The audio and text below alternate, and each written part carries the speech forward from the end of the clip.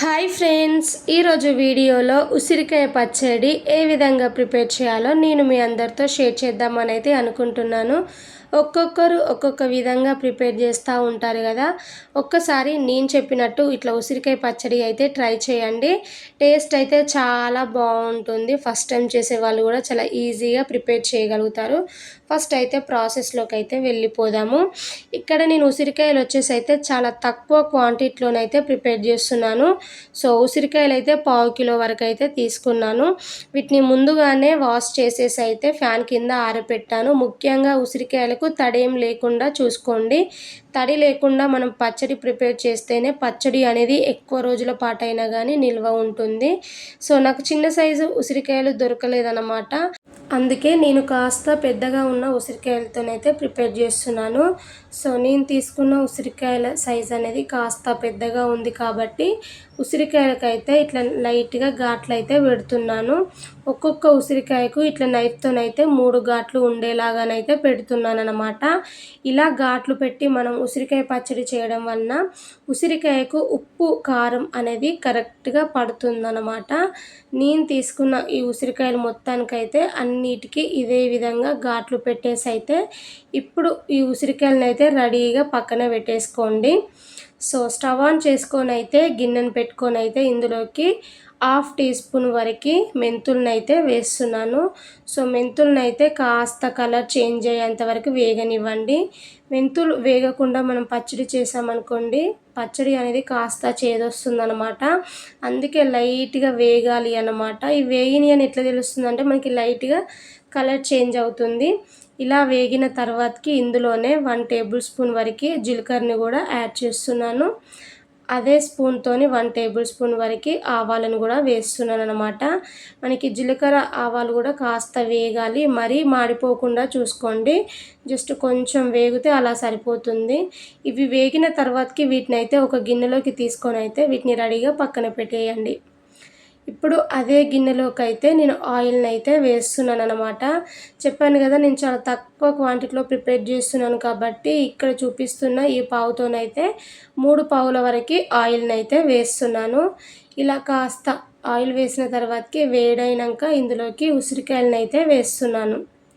So ఉసిరికాయలను వేసిన తర్వాతకి కూడా వీటిని 2 సైడ్స్ తిప్పుకుంటూ కలర్ చేంజ్ అయ్యేంత వరకు ఉసిరికాయలను అయితే బాగా ఫ్రై చేసుకోండి.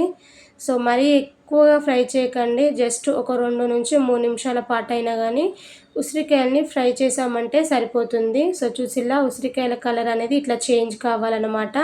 సో ఈ టైంలోనే మీరు ఉసిరికాయలు కుక్ అయ్యాయా లేదని చెప్పేసి అయితే ఏమైనా నైఫ్తోనైనా కానీ లేదంటే ఇట్లా ఫోర్క్తోనైనా కానీ గుచ్చి చూడండి. మనకి ఇక్కడ ఉసిరికాయకి ఫోర్క్ అనేది స్మూత్గా దిగుతుందని అంటే ఉసిరికాయ అనేది అయితే మంచిగా కుక్ అయిపోయినట్టే.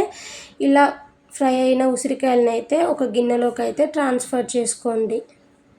సో చూసిలా మనం పెద్ద సైజు ఉసిరికాయలు తీసుకున్నాం కదా, అవి వేయించిన తర్వాతకి సైజ్ అనేది కాస్త తక్కువగా అయినట్టయితే తెలుస్తూ ఉంది కదా.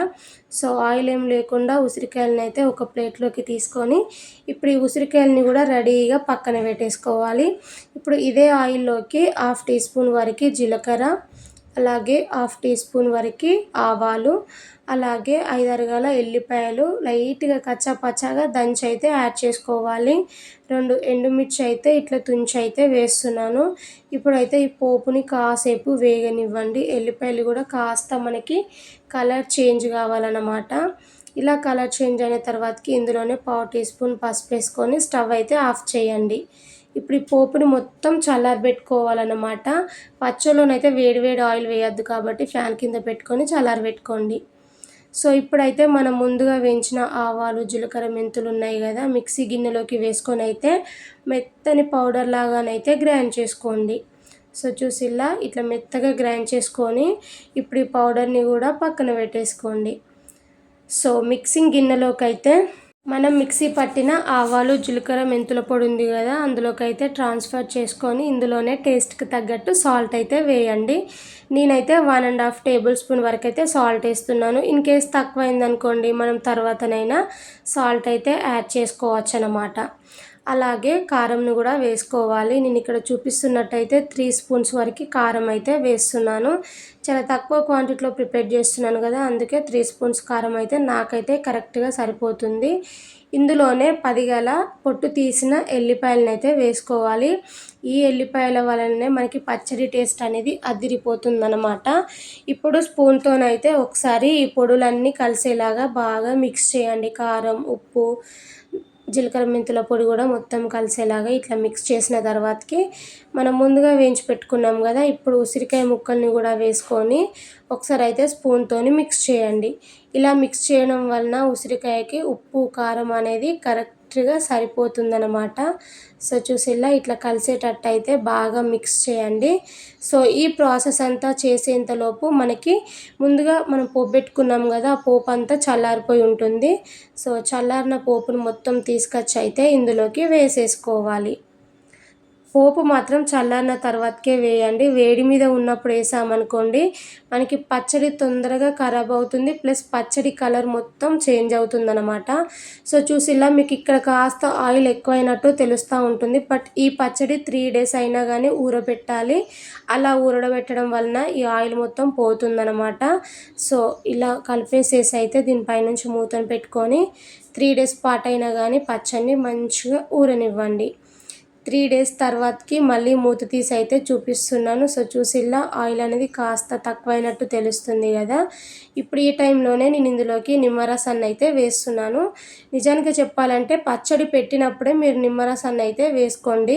బట్ ఆ రోజు నా దగ్గర నిమ్మకాయ లేకుంటుండే, అందుకే 3 డేస్ తర్వాతకి అయితే నేనైతే ఇందులోకి నిమ్మరసాన్ని అయితే వేస్తున్నాను అన్నమాట.